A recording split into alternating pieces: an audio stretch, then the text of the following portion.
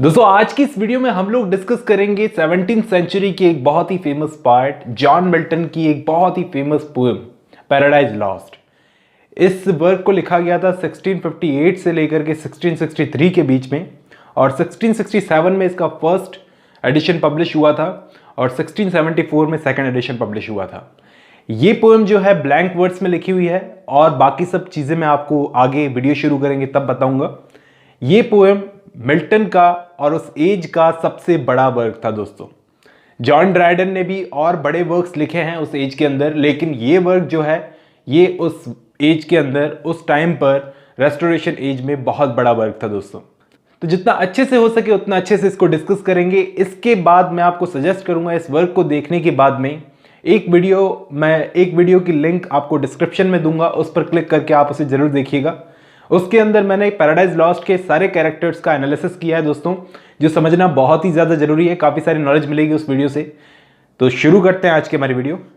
पहले दोस्तों हम लोग मिल्टन के बारे में जानते हैं। मिल्टन 17th सेंचुरी के एक बहुत ही ग्रेट पोएट थे, बहुत इंटेलेक्चुअल आदमी थे। इनको बहुत सारी लैंग्वेजेस की नॉलेज थी। 1632 में इन्होंने कैम्ब्रिज यूनिवर्सिटी से ग्रेजुएशन की, फिर यूरोप की ट्रैवलिंग पर निकल गए। तो उसी दौरान ड्यूरिंग दैट टाइम इन्होंने बहुत सारी पोएम्स लिखी और पढ़ी, इंक्लूडिंग इनकी बहुत ही फेमस पास्टरल पोएम लिसिडस, जिसको मैं कवर कर चुका हूँ। फिर यूरोप की ट्रैवलिंग के बाद ये अपने घर इंग्लैंड लौट आए। यहाँ आने के बाद में इन्होंने 16 साल की एक लड़की मैरी पॉवेल से शादी की, जो मैं इनकी बायोग्राफी में डिस्कस कर चुका हूँ, लेकिन इनकी शादी सक्सेसफुल नहीं रही। मैरी पॉवेल की डेथ हो गई। उसके बाद में मिल्टन ने 2 शादियाँ और की, लगभग 3 शादियाँ की थी इन्होंने। अब इनके टाइम पर इंग्लैंड में सिविल वॉर चल रहा था। सबसे ज़रूरी बात, उस वक्त ये ओलिवर क्रॉमवेल को सपोर्ट कर रहे थे। ओलिवर क्रॉमवेल के बारे में मैं पिछली कई वीडियोस में बता चुका हूँ, आगे भी बताऊँगा आपको। तो उस वक्त चार्ल्स फर्स्ट जो मारा गया था, उसके सपोर्ट में इन्होंने लिखा कि चार्ल्स फर्स्ट को मारना सही था। ऐसी कोई बड़ी बात नहीं थी ये सब लिखना। इनकी जैसे और भी पोएट्स लिखा करते थे, ऐसी बात नहीं थी। लेकिन मिल्टन के लिए प्रॉब्लम तब हो गई जब चार्ल्स फर्स्ट का बेटा चार्ल्स सेकंड वापस आया इंग्लैंड में। तब ये प्रॉब्लम हो गई, इनको छुपते छुपाते रहना पड़ा, क्योंकि इन्होंने टाइम के हिसाब से खुद को नहीं बदला। ये इंग्लैंड में मोनार्की चाहते ही नहीं थे, ये रिपब्लिक इंग्लैंड चाहते थे। और तब दोस्तों इन्होंने पैराडाइज लॉस्ट को कंपोज किया और ये मिल्टन का आज सबसे फेमस वर्क माना जाता है। जितने भी इनके वर्क्स हैं, सबसे फेमस वर्क है पैराडाइज लॉस्ट। उस वक्त तक दोस्तों मिल्टन कंप्लीटली ब्लाइंड हो चुके थे, मतलब इनकी आंखें जा रही थी धीरे धीरे। तो ये अपनी पोएम्स को सुनाते थे अपने साथी पोएट जैसे एंड्रयू मार्वेल या फिर इनकी डॉटर को। तो वो इनके लिए पोएम लिखते थे, ये बोलकर सुनाते थे, कोई और इनके लिए पोएम लिखता था। अब मिल्टन एक रेडिकल प्रोटेस्टेंट क्रिश्चियन थे, जो कैथोलिसिज्म के बिल्कुल खिलाफ थे, उसके बिल्कुल अगेंस्ट थे। ये नहीं चाहते थे कि इंग्लैंड में एंग्लिकन चर्च को पावर मिले। ये रिपब्लिक इंग्लैंड और एंटी मोनार्की चाहते थे इंग्लैंड में।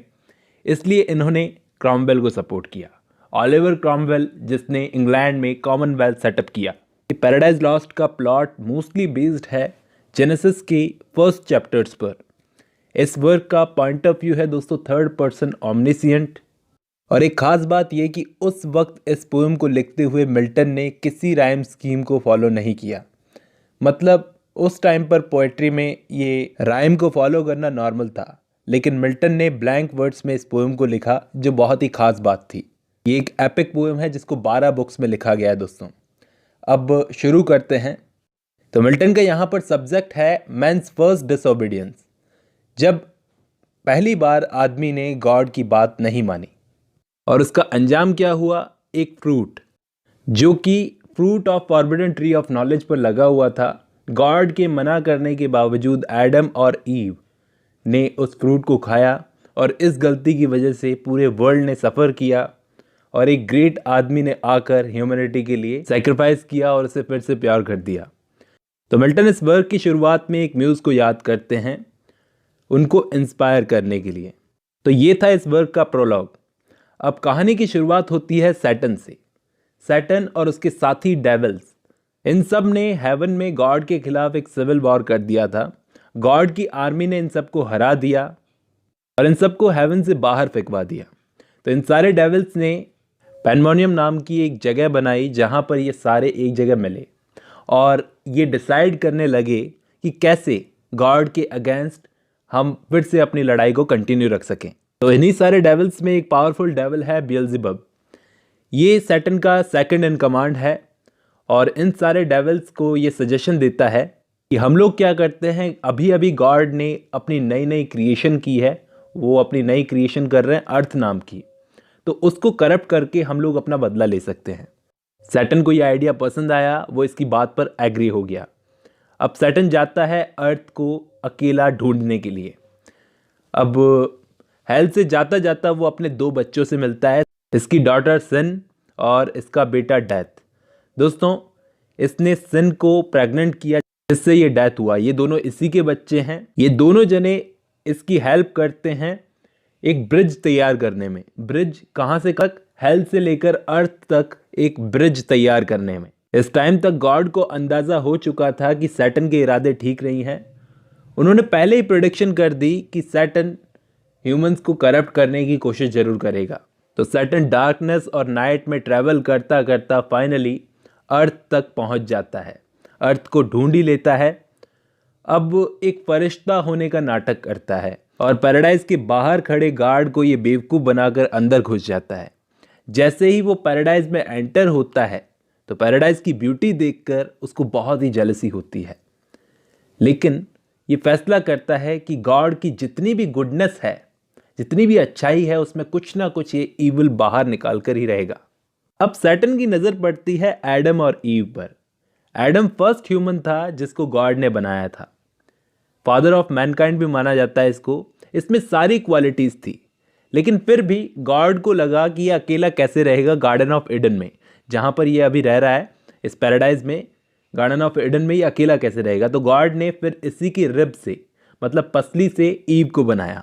ईव फर्स्ट वुमेन थी, एडम फर्स्ट मैन था। लेकिन एडम में इतनी सारी क्वालिटीज़ होने के बावजूद ईव की तरफ ये फैसिनेटेड था, ये इसकी तरफ अट्रैक्ट हुआ जाता था। सैटन पैराडाइज में आया तो इन दोनों को देखा, ये दोनों आपस में कुछ बातें कर रहे थे, तो ये चोरी छुपे गया और वहाँ पर कान लगा के इनकी बातें सुनने लगा। ये दोनों आपस में बात कर रहे थे fruit of the tree of knowledge.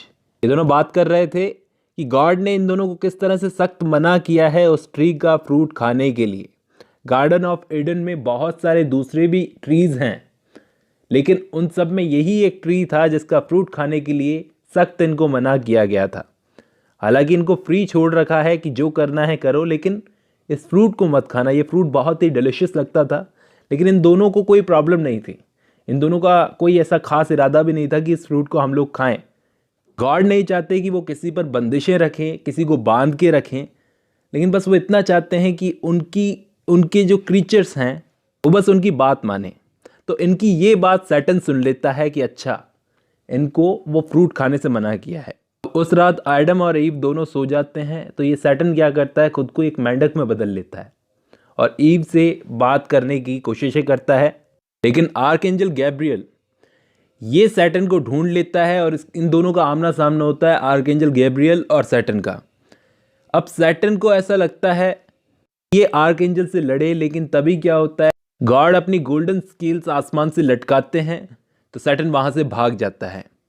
अब ईव की नींद खुलती है। इसने अभी अभी एक बुरा सपना देखा है कि इसने गॉड का मना किया हुआ वो फल खा लिया है। अब गॉड क्या करते हैं, इन दोनों को वार्निंग देने के लिए रैफेल नाम के एक एंजल को भेजते हैं कि सैटन से बचकर रहना। हालांकि गॉड में इतनी पावर है कि वो खुद सैटन को अंदर आने से रोक सकें, लेकिन यहाँ पर वो एडम और ईव की फ्री विल को इंश्योर भी कर रहे हैं कि मैंने तुम्हें यहाँ पर फ्री छोड़ा है, अब तुम पे डिपेंड करता है कि तुम कैसे यहाँ पर रहते हो, मेरी बात मानते हो कि नहीं मानते हो। अब रैफेल आता है, इन दोनों को वार्निंग देता है, इन दोनों के साथ में खाता है, मतलब खाना खाता है एडम और ईव के साथ में, और इन दोनों को स्टोरी सुनाता है कि हेवन में गॉड और सैटन के बीच में कैसे लड़ाई हुई थी, उसकी पूरी स्टोरी बताता है इन दोनों को। सैटन गॉड द सन से जेलस था। 2 कैरेक्टर्स हैं यहाँ पर, गॉड द फादर और गॉड द सन। तो सैटन जो है गॉड द सन से जेलस था। इसने बाकी की एंजल्स को भी कन्विंस कर लिया कि ये गॉड के खिलाफ लड़ाई लड़ ले। तो कुछ एंजल्स तो वापस लौटकर गॉड के पास आ गई।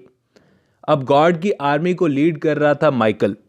अब जो भी लोग गॉड के खिलाफ लड़ रहे थे उनकी बहुत ही बुरी हालत हुई, लेकिन इन सबको मारा नहीं गया। फिर अगले दिन इन्होंने क्या किया, इन सब ने गुड एंजल्स की तरफ तोपे चलाना शुरू कर दी। फिर इन सबको हेवन से बाहर फेंकवा दिया गया हेल में। ये कहानी सुनाने के बाद राफेल ने एडम को वार्निंग दी कि सैटन से बचकर रहना, उसके इरादे सही नहीं हैं। वो गॉड से बदला लेने के लिए, तुम्हें करप्ट करने के लिए कुछ भी कर सकता है। राफेल ने फिर एडम को क्रिएशन की स्टोरी सुनाई कि कैसे क्रिएशन हुई इस वर्ल्ड की। पहले लाइट, फिर स्टार्स, फिर प्लैनेट, फिर एनिमल्स, फिर ह्यूमन, कैसे कैसे इन सब की क्रिएशन गॉड ने की, गॉड द सन ने। फिर एडम और भी सवाल पूछने लगा यूनिवर्स के बारे में। तो राफेल ने एडम को फिर से वार्निंग दी कि ज़्यादा नॉलेज गेन करने की कोशिश मत करो। यहाँ पर एडम राफेल को अपने फर्स्ट एक्सपीरियंस के बारे में बताता है कि वो ईव की तरफ कभी कभी खुद को फिजिकली अट्रैक्ट फील करता है। लेकिन इसके बाद क्या होता है, राफेल वापस हेवन लौट जाता है ये वार्निंग देने के बाद में। अब 7 दिनों के बाद, एग्जैक्टली 7 दिनों के बाद क्या होता है, सैटर्न वापस गार्डन ऑफ ईडन में आता है। इस बार वो खुद को एक सांप में बदल लेता है।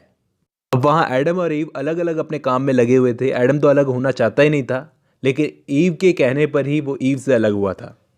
तो सैटर्न ने ईव को अकेला पाया। वो ईव की तारीफें करने लगा, लेकिन उस सांप को बोलता हुआ देखकर ईव ने उससे पूछा कि तुम बोलना कहाँ से सीखे। तो सैटर्न ने जवाब दिया, वो सांप जो बना हुआ था, कि मैं बोलना सीखा fruit of the tree of knowledge खाकर। मतलब वो ट्री ऑफ नॉलेज पर जो फ्रूट लगा हुआ है वो खाकर। तुमको पता नहीं है उसको खाने के बहुत फ़ायदे हैं। वो ईव को भी सजेस्ट करता है कि तुमको वो फ्रूट खाना चाहिए, तुम भी गॉडेस बन जाओगी। लेकिन तुम में तो हिम्मत ही नहीं है, तुम तो गॉड के डर से वो फ्रूट खा ही नहीं सकती। तुम और एडम तो डरते हो, वो फ्रूट खाने से गॉड का डर है तुमको। अगर है हिम्मत तो खा के दिखाओ। इस तरह से उकसा के उसने ईव को वो फ्रूट खिला दिया। शुरू में वो बहुत हिचकिचाई, लेकिन एंड में उसने खा ही लिया। एडम उसके पास आता है, ईव उसको भी फ्रूट खाने का ऑफर करती है। एडम को इस वक्त तक रियलाइज हो चुका था कि ईव ने बहुत बड़ी गलती कर दी है, लेकिन ईव के कहने पर उसने भी वो फ्रूट खा लिया, क्योंकि वो ईव से अलग नहीं होना चाहता था। ये चीज़ दिखाती है कि वो ईव के लिए कितना फैसिनेटेड है। अब इन दोनों ने पहली बार ये फ्रूट खाने के बाद में लस्ट को एक्सपीरियंस किया, और इसके बाद इन दोनों ने सेक्स किया। अब गॉड द फादर ने गॉड द सन को भेजा कि इन दोनों को पनिशमेंट दी जाए। सबसे पहले तो गॉड द सन ने सांप को पनिशमेंट दी। वो सांप ने जिसने इन दोनों को बहकाया था कि तुम हमेशा ज़मीन पर ही रेंगोगे, तुम्हारी सज़ा ये है। ईव को ये पनिशमेंट मिली कि तुमको बच्चा पैदा करते हुए जो दर्द होगा वो बर्दाश्त करना पड़ेगा।